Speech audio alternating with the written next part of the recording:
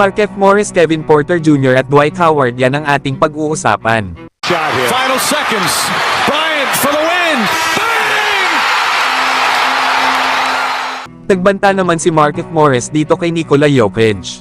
Ipinangako nga nito na babawi daw ito sa ginawang pagtulak sa kanya ni Nikola Jokic noong 2021. Na kung saan ay nagkaroon nga ito ng injury at hindi nga rin ito nakapaglaro ng nasa 58 games ng season na yon. Naglalaro pa nga noon mga idol itong si Markieff Morris sa Miami Heat. Na hindi naman sana mangyayari ang lahat ng yun kung hindi rin naman binangga ni Morris itong si Jokic. Nagumanti nga lang din ito sa ginawa sa kanya. Na hindi rin maganda mga idol na magbanta si Markieff Morris kay Nikola Jokic. Lalo at kung matatandaan ay bumili pa ng tiket ang mga kapatid ni Jokic sa laban ng Miami Heat at Denver Nuggets ng season na yon.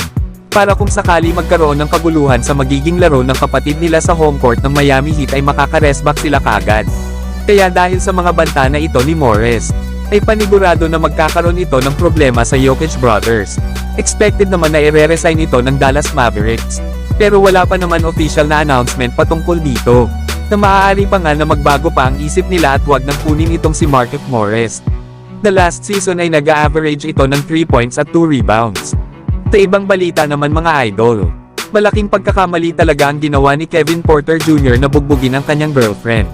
Na dahil nga dito ay willing na sa ngayon ang kanyang kupunan na Houston Rockets, na magbigay pa ng multiple draft picks para lang matrade siya sa ibang kupunan.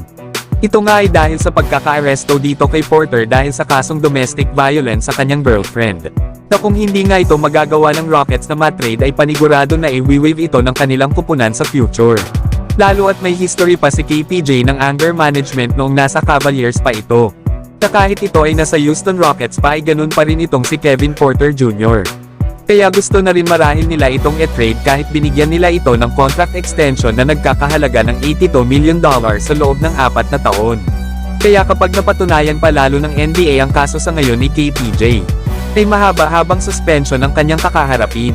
At para naman sa huling pag-uusapan mga idol, Dwight Howard tinawagan na si LeBron James para sumali sa Team USA. At nang hindi nga sumagot si LeBron sa tawag ni Howard ay nag-iwan na lang ito ng isang voicemail. Na isa nga lang itong imaginary call kay LeBron mga idol. Pero batid mo talaga kay Howard na gusto niya ang masama sa Team USA sa susunod na summer sa Paris Olympics. Na sinabi nga ni Howard sa kanyang imaginary voicemail, na dapat daw ay makasama siya sa Team USA. Lalo at nasa magandang pangangatawan daw ito at kababalik niya lang daw galing ng Taiwan.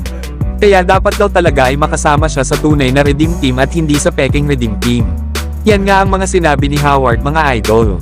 Na gusto talaga nito ang mag-represent sa Redeem Team ng Team USA sa susunod na taon. Lalo at noong 2008 Beijing Olympics ay kasama ito nila LeBron, Kobe at ng iba pang players ng Team USA na nanalo ng gold medal. Kaya para kay Dwight Howard ay dapat na mapasama pa rin siya sa binubuo ni LeBron na Redeem Team 2.0 para sa 2024 Paris Olympics. Pero kayo mga idol, gusto nyo ba na makasama muli sa roster ng Team USA itong si Dwight Howard? So hanggang dito na lang tayo mga idol.